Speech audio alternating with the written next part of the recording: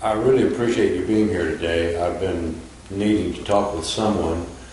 We're doing Quantum Life, and one of the big issues that we're dealing with and trying to find some spiritual answers for is the issue of world affairs. And as you know, the world is in chaos, utter chaos. I was thinking the other day, you can just start off with the tsunami in Japan and then the whole nuclear thing over there. Think about the month of May and the tornadoes that hit this nation. You're talking about Tuscaloosa and then Joplin, Missouri, just to name two. But I think they said there were more than 50 tornadoes that tore into the cities of this nation. The most damaging month in the history of this nation since they've been keeping any kind of records. So not just that, but then you think about Iran with nuclear weapons, if they're going to get them, and it looks like they probably will, North Korea. We've just gotten finished with Iraq, and now Afghanistan. Are we winning? Are we losing? We're withdrawing. And then with all of that going on, now you've got Libya, Syria, Egypt, it just goes on and on. And then the economic crisis, not only this nation, but in the world. Greece, France, Spain, rioting everywhere.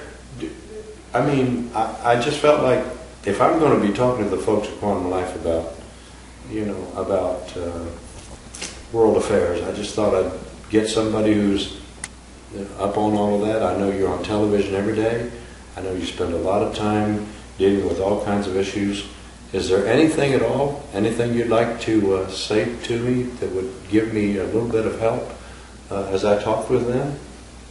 Well, I don't know what the tsunami in Quantum Life is, but I'll go ask Squidward down at the Krusty Krab. I'll be right back. I'm back. Well, You got to talk to somebody. yeah.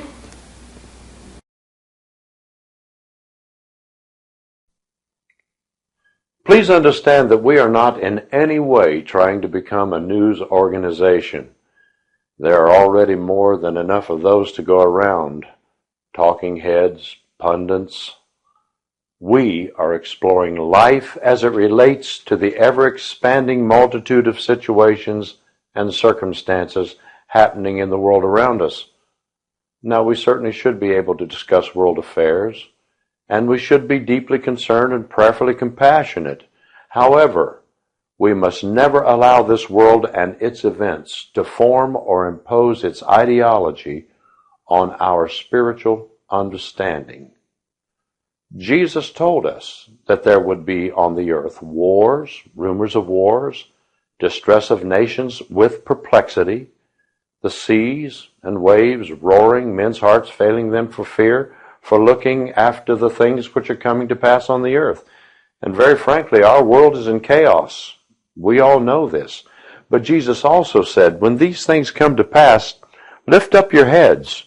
See from a different perspective. Look past the earthly. See the spiritual. He actually said, your redemption draweth nigh. The very purpose for which you are here in the kingdom is getting near. The Apostle Paul said, be not conformed to this world. In other words, don't let this world form who you are, but be ye transformed. Be formed by a greater wisdom and a higher understanding. He further said that the groaning and travailing of the whole creation, including our personal situation, was simply preparing us to become the manifestation of God in the earth.